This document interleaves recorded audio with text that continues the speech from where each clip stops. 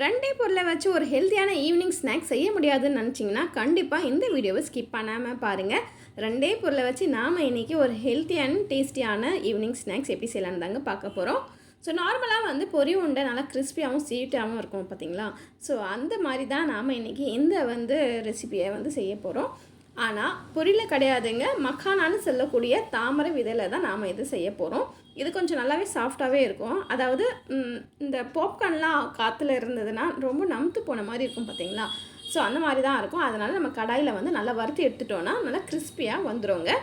So நல்லா வறுத்து எடுத்தாச்சு. இது பார்த்தீங்கன்னா நல்லா இந்த மாதிரி உடைச்சோன்னா நல்லா கிறிஸ்பியாக இருக்கும். பொரி நல்லா உடைச்சோன்னா நல்லா தூள் தூளாகும் பார்த்தீங்களா, அதே மாதிரி ஆகிடும்.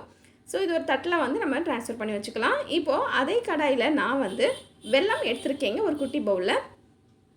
ஸோ இந்த வெல்லத்தை நம்ம கரைச்சி நல்லா ஒரு கம்மி பதம் வர வரைக்கும், அதாவது இப்போ நம்ம பர்ஃபிக்கெல்லாம் எடுப்போம் பார்த்தீங்களா, நல்லா கிறிஸ்பியாக வர்றதுக்காக. ஸோ அதே பதத்துக்கு நம்ம எடுத்துக்கணுங்க. ஸோ கொஞ்சம் போல் தண்ணியை ஆட் பண்ணியிருக்கேன். நல்லா இந்த வெல்லம் மெல்ட் ஆகட்டும். மெல்ட் ஆகி இந்த மாதிரி நுர போங்க வர வர நல்லா சுண்டி வருங்க. ஸோ அந்த ஸ்டேஜில் நம்ம ஸ்டவ் ஆஃப் பண்ணிடணும். இன்னும் இது ரெடி ஆகலை, இன்னும் லிக்விடாகவே தான் இருக்குது, ஆனால் திக்காகலை. நல்லா கம்பி பதம் வரணுங்க. ஸோ இதுக்கு நம்ம கம்பி பதம் வந்ததுனா தான் நம்மளுடைய ரெசிபி பார்த்திங்கன்னா நல்லா சூப்பராக டேஸ்டியாக இருக்கும். ஸோ பார்த்திங்கன்னா ஓரளவுக்கு நல்லா திக்காகிடுச்சு.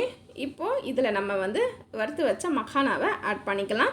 ஸ்டவ்வை நான் ஆல்மோஸ்ட் ஆஃப் பண்ணிட்டேங்க. இப்போது இந்த சூடுலேயே நல்லா ஒரு மிக்ஸ்அப் பண்ணிவிட்டு லைட்டாக நம்ம ஆற விட்டாலே போதுங்க, நல்லா செட் ஆகிடும். ஆனால் இது எல்லா சைடுமே இந்த வெல்லம் செட் ஆகுற அளவுக்கு நல்லா மிக்ஸ் பண்ணி விட்டுக்கணும். ஸோ நல்லா மிக்ஸ் பண்ணி விட்டுருங்க. ஸோ எல்லா சைடுமே இந்த மக்கானாவில் எல்லா சைடுமே அந்த வெல்லம் படிஞ்சிருக்கணும். ஸோ அந்த அளவுக்கு நல்லா மிக்ஸ் பண்ணிவிட்டு நல்லா ஆற விட்டுடலாம். ஸோ ஓரளவுக்கு நல்லா ஆறிடுச்சு.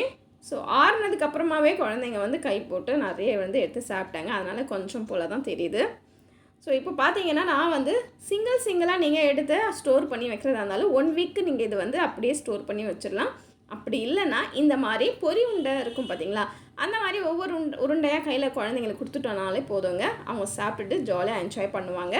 நம்ம வீட்டில் இந்த மாதிரி பொரி உண்டை கண்டிப்பாக செஞ்சு பார்த்தோம். ரொம்பவே நல்லா இருந்தது. ஃபஸ்ட் டைம் தான் ட்ரை பண்ணேன். பர்ஃபெக்டாகவும் வந்தது, டேஸ்ட்டும் சூப்பராக இருந்தது. குழந்தைங்களுக்கு மஸ்ட் ரொம்பவே பிடிச்சிருந்தது. இந்த ஹெல்த்தியான ஈவினிங் ஸ்நாக்ஸ் 2 பொருளை வச்சு நீங்களும் செஞ்சு பார்த்து உங்கள் ஃபீட்பேக் கமெண்ட் செக்ஷனில் சொல்லுங்கள். பிடிச்சிருந்தால் சப்போர்ட் பண்ணுங்கள்.